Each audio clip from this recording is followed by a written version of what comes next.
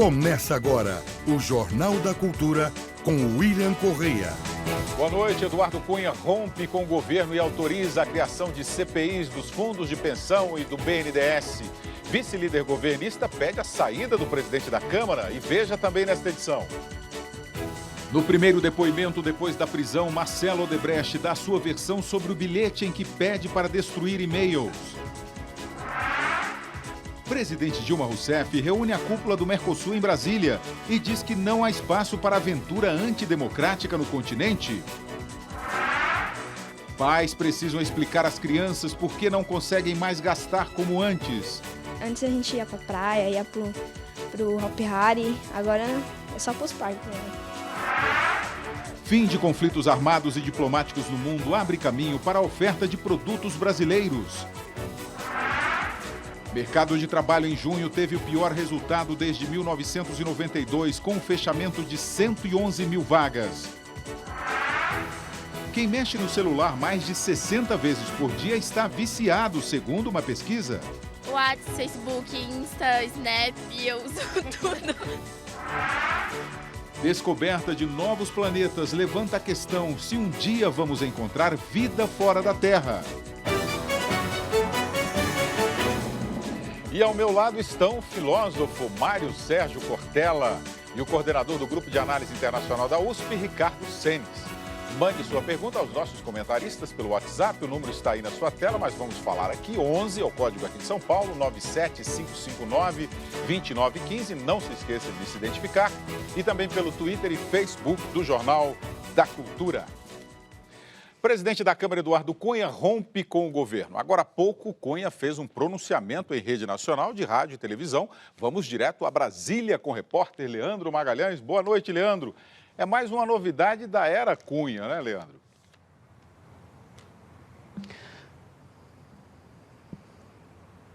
Pois é, William. William, não é de costume presidentes da Câmara e do Senado fazer um pronunciamento em rede nacional com apenas 6 meses de mandato. Geralmente eles fazem esse pronunciamento no final da legislatura, no final do mandato. Apesar de que é uma prerrogativa de todo o chefe do Poder Executivo, Judiciário e Legislativo. No pronunciamento exibido agora há pouco, foi mais um balanço das atividades da Câmara e foi gravado na semana passada. Por isso que o Eduardo Cunha não citou o rompimento com o governo anunciado hoje pela manhã. Vamos ver na reportagem. Explodir o governo. Essa foi a definição de Eduardo Cunha aos aliados para o rompimento com o Palácio do Planalto. Em entrevista coletiva, ele explicou os motivos. Os tesoureiros do PT que estão presos, essa lama eu não vou aceitar estar junto dela. E não vou ser constrangido com intimidações, como devassas fiscais, para que o meu posicionamento seja favorável ao governo em função disso. Saiba que o presidente da Câmara, a partir de hoje, é a oposição ao governo. A atitude é vista como uma retaliação do PMDBista ao depoimento de Júlio Camargo, da empreiteira Toyo Setal. Segundo o executivo, Cunha pediu 5 milhões de dólares para abafar na Câmara uma investigação sobre a Toyo Setal e os contratos que a empresa fechou com a Petrobras mediante pagamento de propina. Eles aqui provem, até porque a lei da delação é muito clara. A palavra do delator não é prova para nada, eles têm que configurar provas. Qual é a prova do que ele fala? O PMDB deixou claro que o rompimento é uma posição pessoal de Cunha e não reflete a opinião do partido. O mesmo do vice-presidente Michel Temer, responsável pela articulação política do governo. Em nota, o Palácio do Planalto disse esperar que essa posição não se reflita nas decisões e nas ações da presidência da Câmara, que devem ser pautadas pela imparcialidade e pela impessoalidade. Para alguns deputados, Eduardo Cunha não tem mais condições morais de continuar na presidência da Câmara. A primeira providência que eu estou tomando aqui, enquanto parlamentar, é pedir o afastamento temporário do presidente Eduardo Cunha, enquanto a Operação Lava Jato não for concluída. Eduardo Cunha se diz perseguido pelo Procurador-Geral da República, Rodrigo Janot, que, segundo ele, estaria a serviço do governo. Cunha também atacou o juiz Sérgio Moro, responsável pela investigação da Lava Jato. Disse que um juiz de primeira instância não poderia colher depoimentos sobre políticos com foro privilegiado, como é o caso dele. Em nota, o juiz Sérgio Moro informou que não pode calar as testemunhas. Bem, a oposição declarada do presidente da Câmara, Eduardo Cunha, já começou. Hoje, em pleno recesso parlamentar, ele autorizou a criação de 3 CPIs. Isso com um tema, as CPIs, por sinal, com um tema, uma delas com um tema que não agrada ao governo, empréstimos no BNDES. As CPIs serão instaladas em agosto, após o recesso. William. Muito obrigado, Leandro. Vamos aqui na bancada conversar com o Ricardo Senes. Ricardo Senes, boa noite, Ricardo Senes. Boa noite, William. Bom, o mercado financeiro reagiu mal, negativamente, a essa fala de Eduardo Cunha hoje. O que essa incerteza política pode nos causar na economia, por exemplo? Acho que tem dois lados principais aí, William. Um é o seguinte, é uma possível disputa aí mais acirrada entre essa parte do PMDB do qual o Cunha representa, que não é o PMDB como um todo, mas uma parte do PMDB, ele pode impactar a aprovação dos pacotes que estão diretamente vinculados aí ao ajuste fiscal. Tem algumas medidas ainda faltam ser aprovadas e vão voltar até a pauta agora na volta da pós-recesso do Congresso. Isso afeta e deixa apreensivo investidores e, portanto, tem um lado aí que afeta o mercado financeiro. O outro aspecto é que como a crise política que a gente está vivendo hoje, principalmente entre a base desse governo, né? Nós precisamos lembrar que hoje o grande foco da disputa é entre partidos que compõem a base do governo. Não estamos falando de uma disputa da oposição com a coalizão governante. É um racha na própria base, como é o Cunha, que até pouco tempo, né, o partido dele continua na base do governo.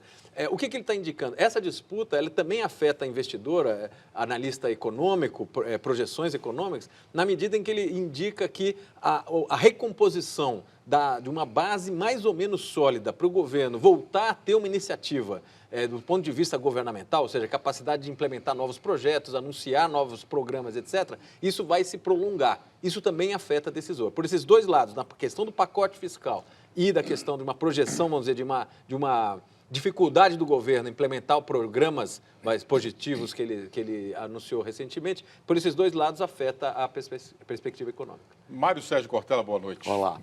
O Cunha vai perder força no Legislativo? Agora, eu queria fazer uma observação da fala do vice-líder do governo, pedindo a retirada do Cunha. Será que seria o papel do vice-líder do governo, que o presidente, o Palácio do Planalto, quer acalmar os ânimos, e o vice-líder manda tirar o homem da frente? Eu tenho uma preocupação muito forte, que é uma democracia que pode ficar vulnerável à figura de um presidente de um dos 3 poderes que decide tomar uma postura pessoal. Não existe essa questão do pessoal dentro de uma organização de estrutura de democracia. Eduardo Cunha preside um dos 3 poderes. Ele não é, estruturalmente, uma pessoa que fala, agora eu sou oposição, vamos abrir todas as CPIs que precisar, porque eu vou me vingar do Palácio do Planalto. Aliás, o Palácio do Planalto não o acusou. Quem o acusou foi um dos delatores. Mas, ainda assim, é necessário olhar algo que eu acho que é decisivo. Numa democracia, a representatividade é muito forte. Por exemplo, está hoje no muro da discussão tanto o Eduardo Cunha quanto outros, mas não há nenhuma acusação em relação ao presidente até o momento. Isso significa que no nível da representação é preciso uma certa cautela em relação a dizer, eu vou lá, né, e vou me vingar, vou dar o troco. Aliás, é preciso lembrar que o Eduardo Cunha foi eleito indiretamente. Ninguém, em sã consciência, fora do parlamento, nele votou. A presidente teve 54 milhões e meio de votos. Ela representa mais de 50 milhões de pessoas. Ele teve 232 mil votos como deputado federal no Rio. E no Senado, na Câmara, teve 267 votos. O que é que isso significa? Como é que alguém que teve 267 votos de deputados, ou 232 mil votos, né, como deputado federal pelo Rio de Janeiro, vai dizer, né, que ele pode ameaçar e abaular hoje que tem mais de 50 milhões de pessoas? Há um certo exagero. Sabe o que eu me lembrei? Há 30 anos, saiu um livro da Barbara Tuchman, aquela historiadora norte-americana, que ganhou o Pulitzer de jornalismo, chamado A Marcha da Insensatez.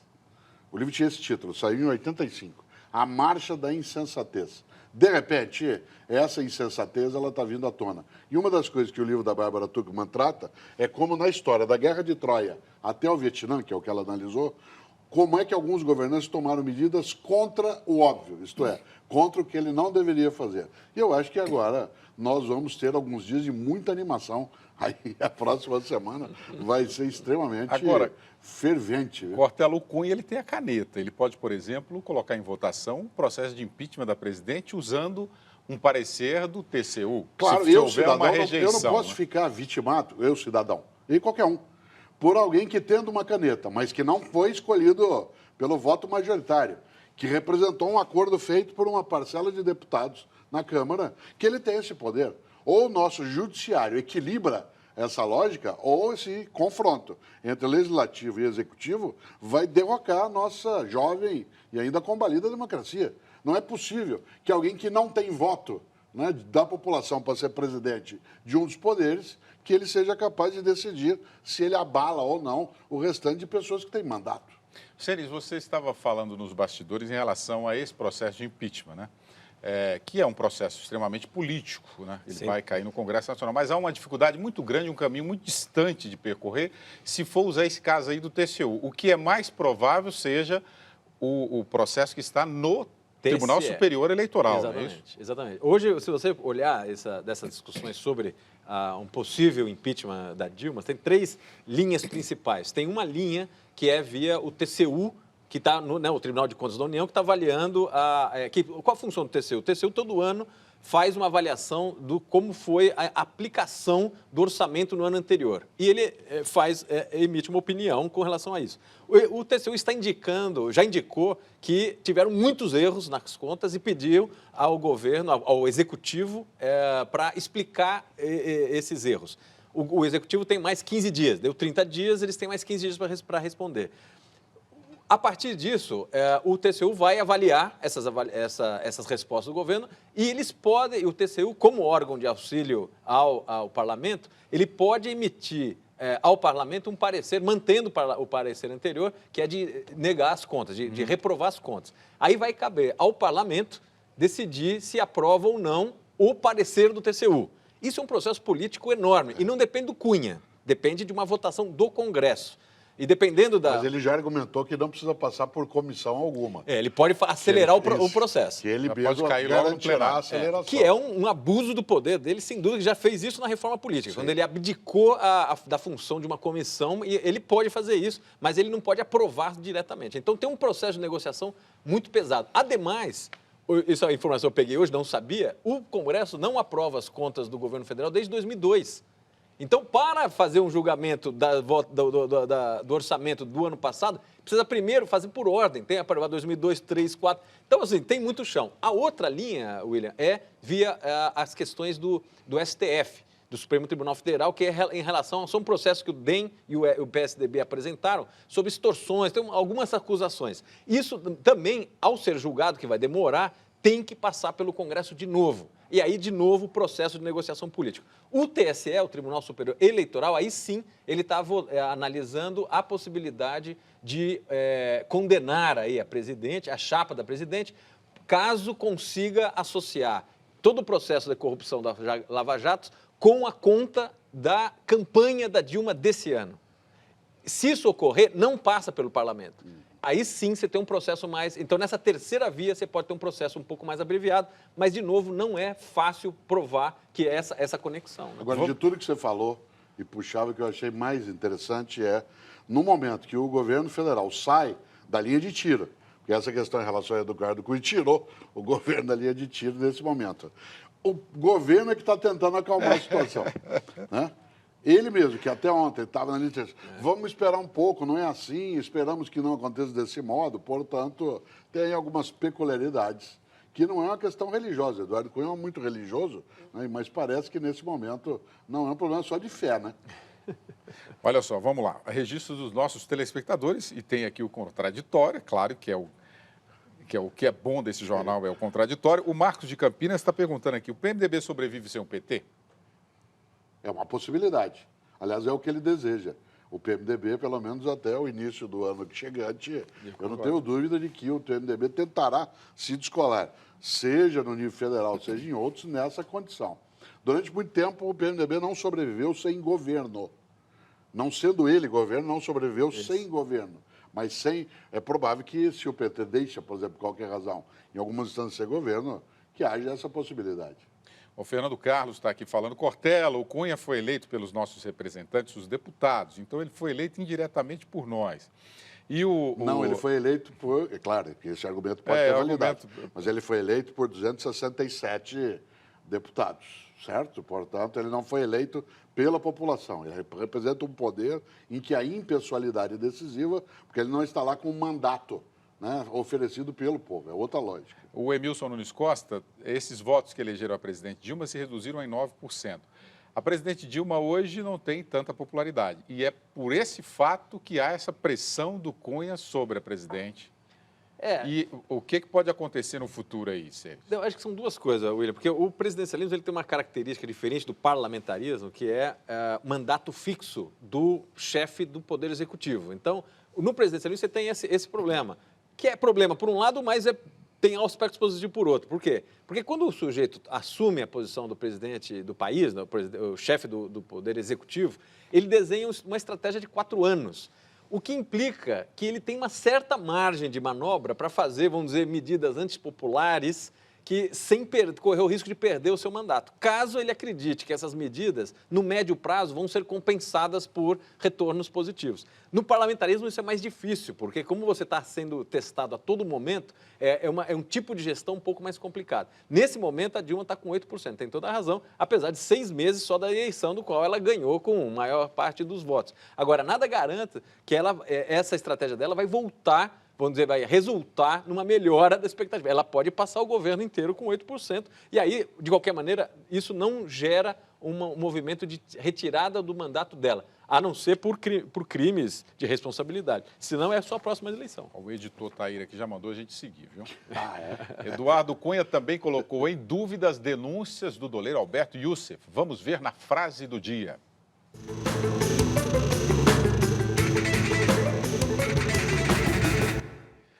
A frase está ali, gostaria do comentário dos senhores. Se for dar valor às declarações do Youssef, tinha que ter aberto inquérito contra o presidente da República. A frase ela é uma frase de efeito que pode ser levada em conta sem imaginar que ele não se supunha, imagina, né, como um alvo prioritário na sequência. E, claro, uma das coisas que se tem é que o nível de credibilidade de alguém que está envolvido com corrupção e que é um delator premiado, ele é menor do que outras circunstâncias, independentemente, né, da culpabilidade, seja quem for, né, se há culpa ou não. Né, a gente sempre tem que baixar um pouco, né, o nível de credibilidade. O cara é bandido, é corrupto, corrompia com dólar, fazia. E agora a palavra dele, né, nisso o Eduardo Cunha ele não está equivocado. Nisso não está equivocada a Dilma, não está equivocada o Lula, mas vocês estão acreditando num delator. Mas o curioso dessa história é que se acredita num delator de acordo com a conveniência. Quando o delator fala contra mim, quem é meu adversário diz que ele está certo.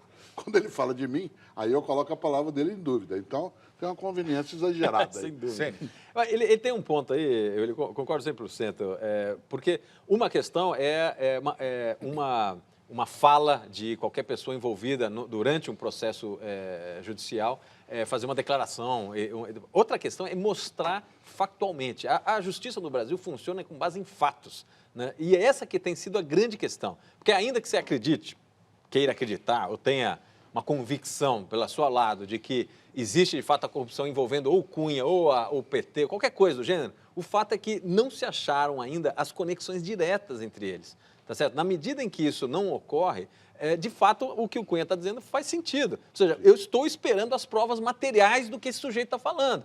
Então, ele tem essa razão. Agora, ainda que, mesmo que você tenha já uma convicção, a população tem uma convicção. As provas virão, porque senão o STF não teria aceitado a delação premiada. As provas virão, não é agora. Isso aí, essas delações que estão ocorrendo, eu acho que uma parte das provas está no STF. Não vai abrir para a gente, para jornalista. Porque a apresentação delas agora significaria um aclaramento e um impedimento de outras capturas. Por isso que eu disse, essa semana que entra, né, assim, os idos de julho... Quando abrir o processo, extremamente ferventes.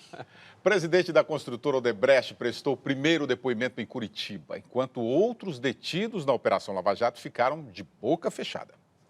Na Justiça Federal, João Vacari Neto, ex-tesoureiro do PT, e Renato Duque, ex-diretor de serviços da Petrobras, preferiram o silêncio logo no primeiro depoimento. Eles são réus em 2 processos que investigam desvios e lavagem de dinheiro na estatal. Na Polícia Federal, o presidente da empreiteira Odebrecht, Marcelo Odebrecht, também foi falar pela primeira vez, mas para os delegados responsáveis pela investigação. Questionado sobre um bilhete encontrado na cela dele, onde estava escrito destruir e-mail sondas, Odebrecht disse que se referiu à desconstrução dos argumentos dos investigadores e não à destruição de provas. Como o papel foi interceptado sem ordem judicial e copiado, os advogados de Marcelo Odebrecht denunciaram que se tratava de quebra de sigilo profissional. Após o depoimento, o juiz Sérgio Moro lembrou em despacho que a OAB do Paraná está com o original e suspendeu o inquérito sobre o bilhete. A Polícia Federal não poderá fazer qualquer referência ao bilhete enquanto a decisão estiver mantida. À tarde, 5 advogados da Odebrecht foram prestar depoimento sobre outro inquérito que apura fraudes da empresa contra a Petrobras, mas todos permaneceram calados. E a agência de classificação de risco Moody's revisou para baixo as notas de confiança da Odebrecht e disse que os últimos eventos podem afetar negativamente as estratégias de crescimento da empresa. A seguir, encontro do Mercosul, Dilma diz que não há espaço para aventuras antidemocráticas no continente. E ainda, como explicar para crianças em férias que a crise impede os gastos e passeios?